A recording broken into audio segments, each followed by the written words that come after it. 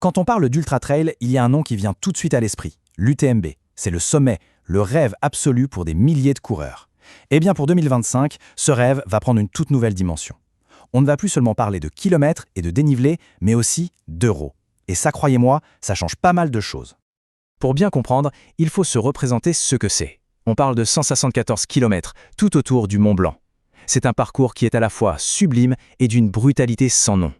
C'est là que les athlètes vont chercher au plus profond d'eux-mêmes. En fait, c'est bien plus qu'une simple course. C'est l'endroit où les légendes de ce sport naissent. Alors oui, il y a la gloire, le prestige de finir, de gagner, mais au-delà de ça, une question très concrète commence à se poser. Cet exploit surhumain, combien ça vaut en argent sonnant et trébuchant? La réponse qui est donnée pour 2025, elle pourrait bien secouer un peu les choses. On y arrive. Ce fameux tournant. Pour l'édition 2025, les organisateurs ne parlent pas juste d'une petite évolution, mais carrément d'une révolution. Les prize money, les récompenses financières, eh bien, elles atteignent un niveau jamais vu dans l'histoire de la discipline. Le voilà, le chiffre qui fait parler. 20 000 €. C'est la somme promise aux grands vainqueurs de l'UTMB, mais aussi à la grande vainqueur. Et attention, pour des athlètes d'élite qui consacrent leur vie à ce sport, un tel montant, ce n'est pas juste un bonus, ça peut être un véritable tournant dans une carrière. Mais ce qui est intéressant, c'est que la reconnaissance ne s'arrête pas à la première place. Loin de là. En fait, c'est tout le top 10 qui est récompensé. Ça va de 20 000 € pour la victoire et ça descend jusqu'à 1 500 € pour le 10e. Le message derrière est assez clair. Chaque performance de très haut niveau mérite d'être valorisée. Et cette nouvelle dynamique, elle ne concerne pas seulement l'UTMB. D'autres courses tout aussi mythiques du circuit, comme la CCC ou l'OCC, voient aussi leurs primes grimper en flèche. On parle de 13 000 € pour les vainqueurs de ces épreuves. C'est un signal vraiment fort qui montre que c'est l'ensemble du circuit qui se professionnalise. Alors, on a parlé des montants, c'est une chose, mais il y a quelque chose d'encore plus fondamental dans cette annonce. C'est la manière dont cet argent est distribué. Ça révèle un principe qui, pour l'organisation, est totalement non négociable. Là-dessus, le message est d'une clarté absolue. 20 000 € pour le premier homme, 20 000 € pour la première femme. Point. Il n'y a pas de débat, pas de discussion, c'est une parité totale, stricte, et c'est un des piliers de l'événement.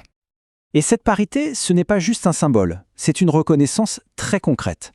Ça veut dire que dans un sport aussi extrême que l'ultra-trail, l'effort, l'engagement, le talent, eh bien, ça n'a pas de genre. C'est un message incroyablement puissant qui est envoyé à toute la communauté sportive. Bon, avec toutes ces augmentations et ce principe de parité, la question qu'on est en droit de se poser, c'est pourquoi maintenant? Qu'est-ce qui a déclenché ce changement? En réalité, la réponse s'inscrit dans une vision beaucoup plus large pour le futur de ce sport. Accrochez-vous bien. Au total, c'est plus de 272 000 € qui seront distribués en 2025 sur l'ensemble des courses. C'est un investissement absolument massif. Et ça montre bien l'ambition de l'UTMB Group, faire de ce sport une référence mondiale. Alors, à quoi ça sert concrètement tout cet argent? L'objectif, il est multiple, mais tout converge vers un mot, professionnalisation. Il s'agit d'attirer les tout meilleurs athlètes de la planète, mais surtout de leur donner les moyens de vivre de leur passion, de pouvoir investir dans leur préparation et de se construire une vraie carrière d'athlète professionnel. On le voit bien, cet investissement, ça va bien au-delà d'une simple question d'argent. Ce qui est en train de se jouer, c'est carrément la redéfinition de l'identité de l'ultra-trail de haut niveau.